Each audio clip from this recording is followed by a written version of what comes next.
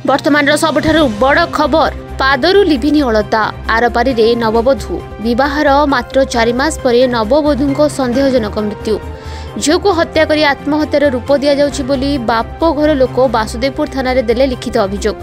यौतुक झील को मारी दिया जाइतिबा संदेह करुछन्ति परिवार लोक। सूचनायोग्य मात्र 4 मास तले जगन्नाथ प्रसाद ग्रामर गोवर्धन राउत को झील वासुदेवपुर पौरपालिका मंदारी ग्रामर रतिकांत भूई को विवाह करथिले। मामला रुजु करी सब व्यवच्छेद पठाइबा सह घटनार तदंत करुछन्ति वासुदेवपुर पुलिस। फेब्रुआरी मास बाहर होइतला ता भीतर बहुत झमेला भी चलता से माने यौतुक निर्यातना दवा देकी बहुत बारंबार ताको टर्चर करथिले।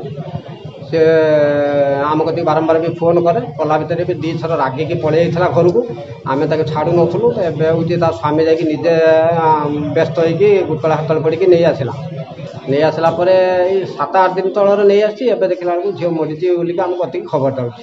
के दला खबर केते बेले से काहा को कहिसंती बाइरिया लोक आम कति फोन कले केते बेले जान 11टा 11:30 भितर कोन चाहउछन आमे तीन न्याय चाहूँ थाना अभियोग करते अभियोग हाँ अभियोग है।